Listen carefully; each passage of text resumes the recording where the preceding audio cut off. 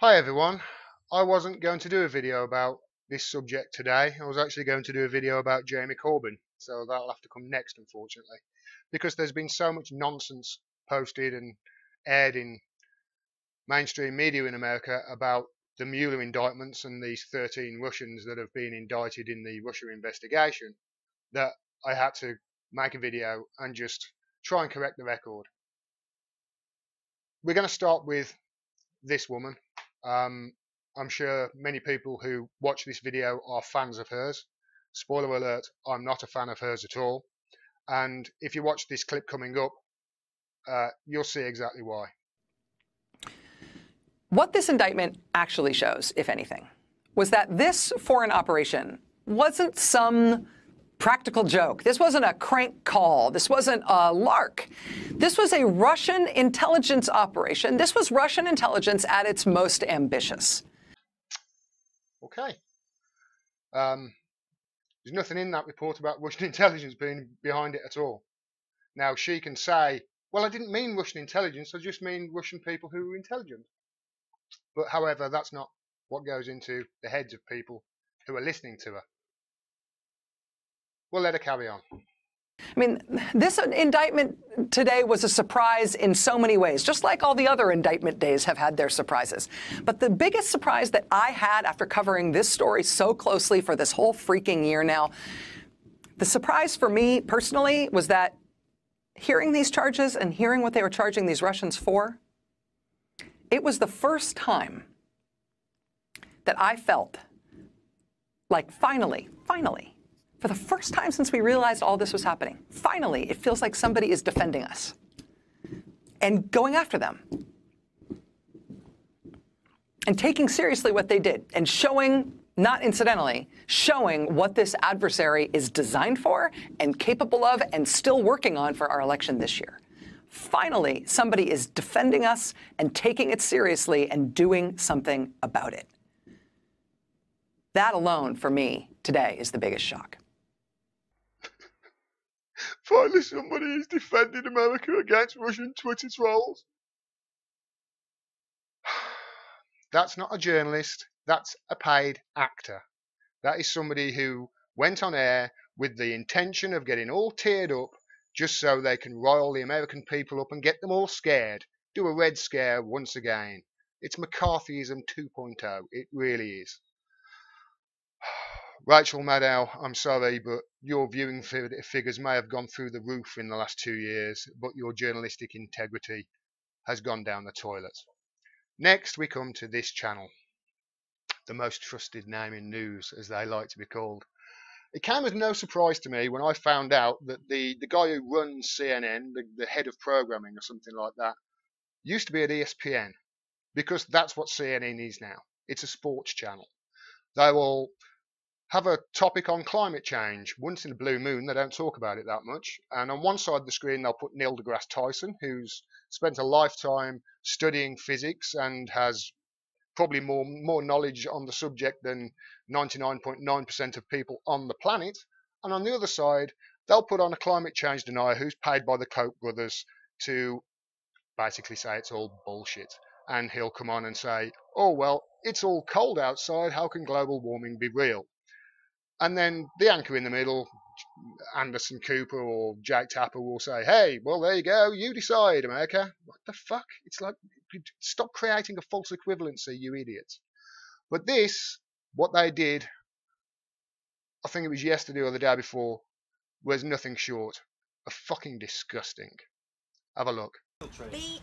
She may well be one of the unwitting Americans, Trump supporters who helped the Russian internet trolls infiltrate U.S. communities by spreading Russian-made messages without knowing it. But Florin Goldfarb, who still runs the Team Trump Broward Facebook page, thinks that's all BS, right down to the timing of when Robert Mueller decided to release his indictments. I think it's a cover-up. That's my opinion. They're covering up for their blunder on the shooting that was done at the high school.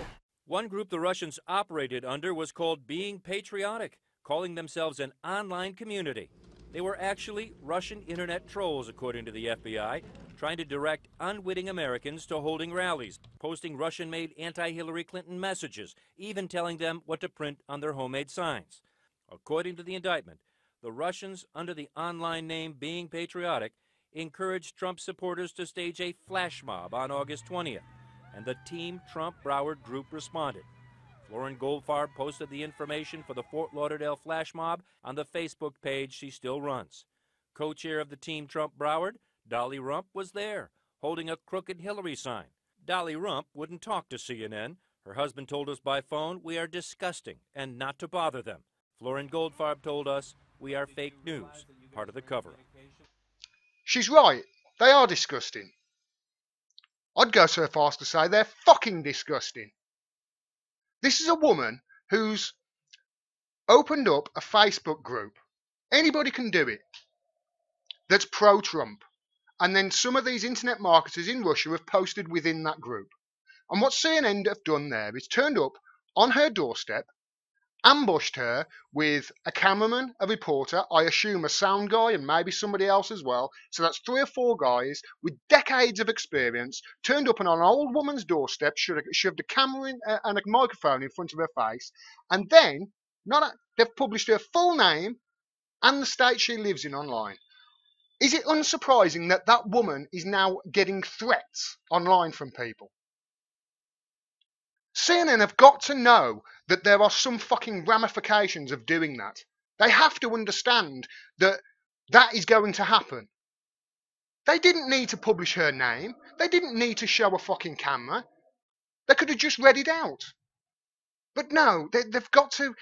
The most trusted name in news? Give me a fucking break. That was terrible.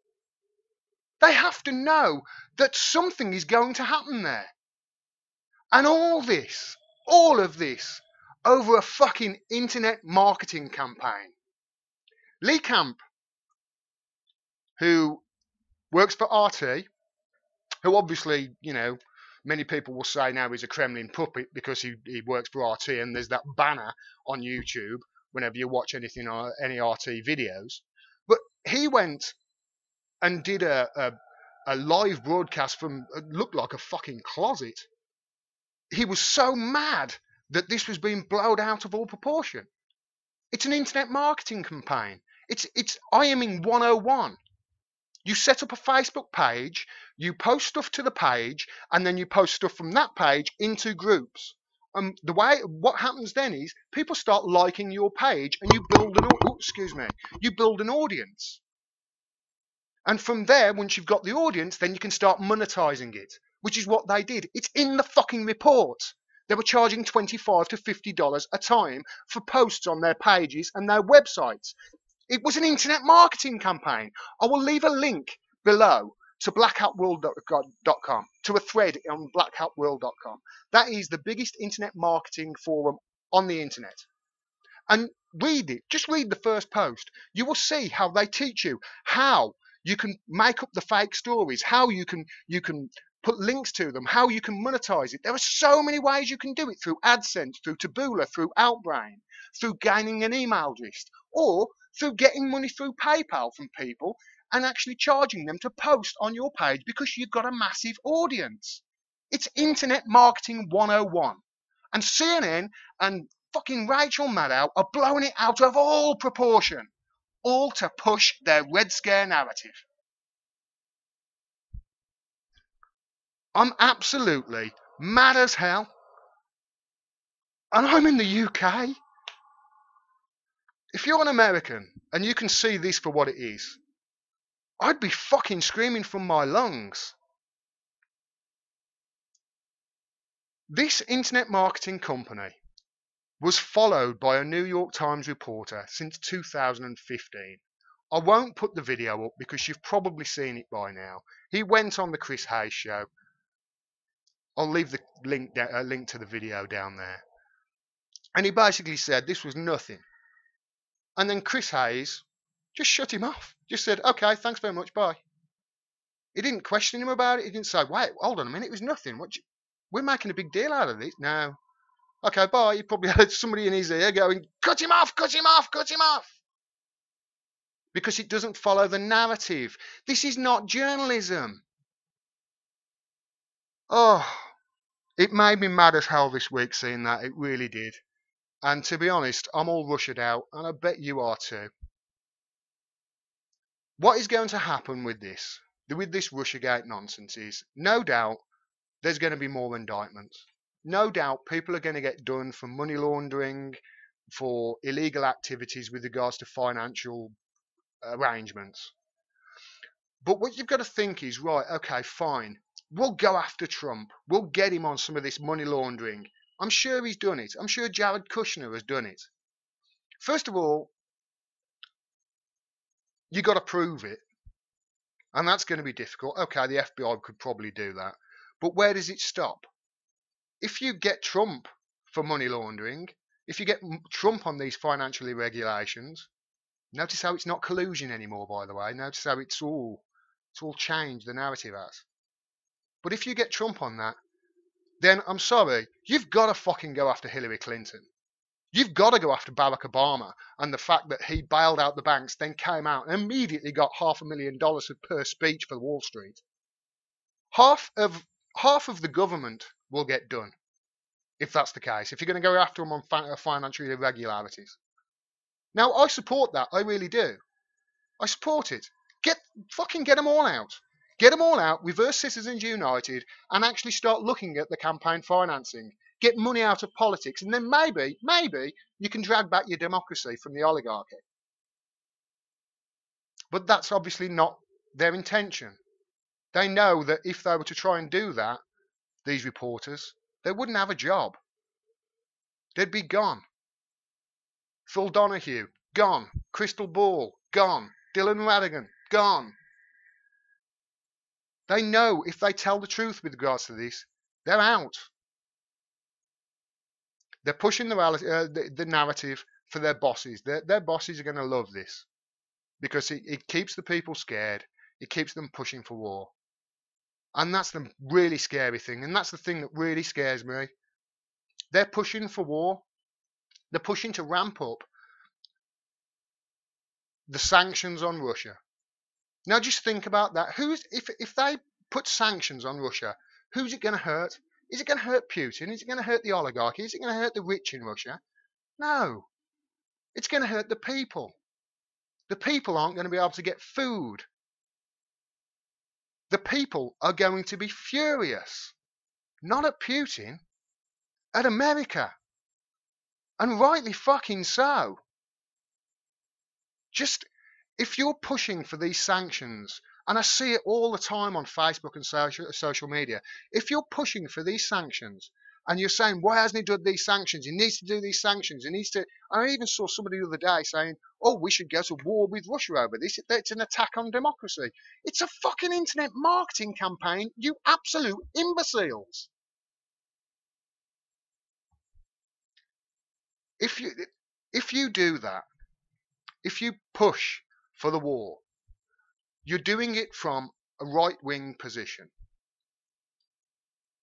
You're actually helping Trump, and you're helping the Republicans, and you're helping the DNC cover up for the fact that they rigged the fucking primaries against Bernie Sanders.